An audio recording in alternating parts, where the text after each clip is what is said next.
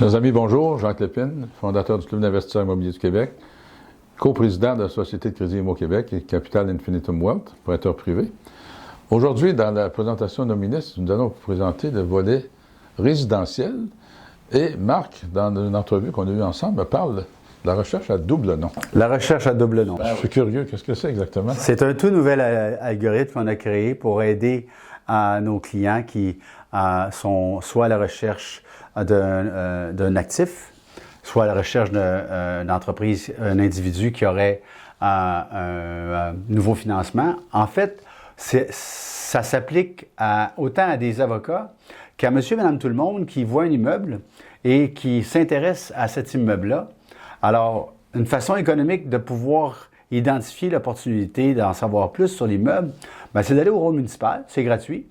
On va aller consulter le rôle municipal, obtenir le nom ou les deux noms des propriétaires impliqués, monsieur et madame, qui ont acheté cet immeuble-là il y a XY années. On ne sait pas dans le temps, il y a combien de temps.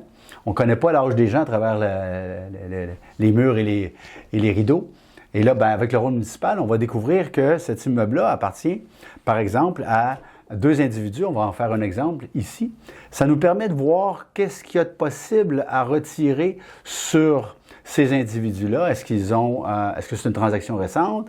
Est-ce qu'ils ont refinancé l'immeuble? Et si oui, à quelle hauteur? Et comment puis-je, par la suite, entrer en contact avec eux?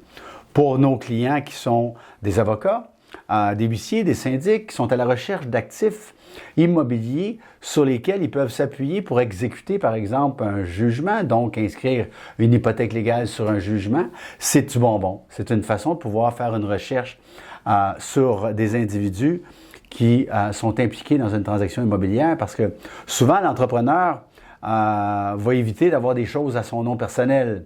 Mais des fois, il va avoir un immeuble dans lequel il est impliqué de longue date avec son épouse et en faisant une recherche à double nom, on est capable de préciser davantage l'actif en question. Plus de cachette possible.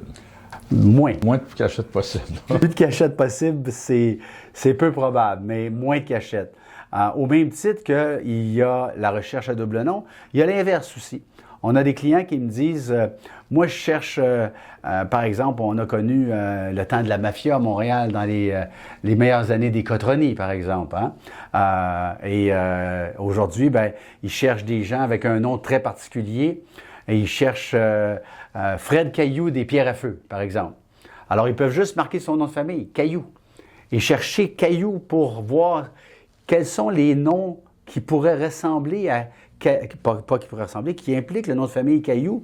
Puis là, il y a Fred, il y a Arthur, il y a Jean, il y a Delima et ainsi de suite. Et là, ils vont être capables d'identifier, c'est lui que je veux voir. Et là, ils vont faire une recherche plus précise.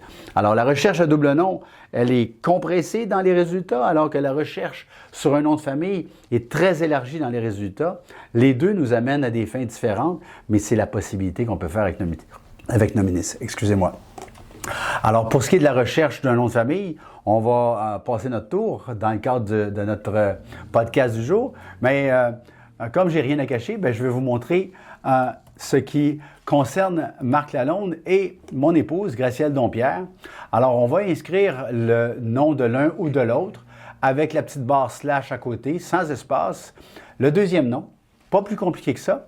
Et là, on va aller choisir de voir des noms de parties. Donc, on va utiliser le filtre nom de partie.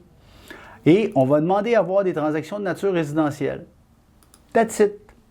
Et on va aller voir qu'il y a deux transactions qui impliquent des financements ou des refinancements sur ces deux individus-là. Alors, on voit ici que c'est un refinancement selon Nominis. Et ici aussi, c'est un refinancement selon Nominis. Et ça a servi à quoi, ce refinancement-là? Bâtir Nominis.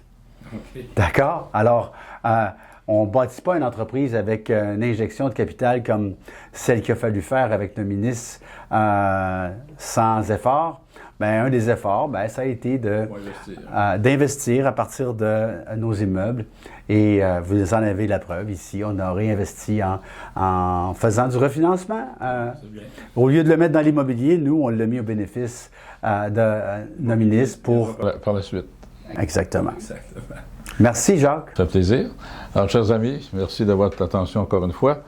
Et merci à Marc Lalonde de toutes ces belles explications. Je pense que moi, ça me convainc davantage, même si je l'utilise déjà, ça me convainc davantage de continuer et de l'utiliser encore plus.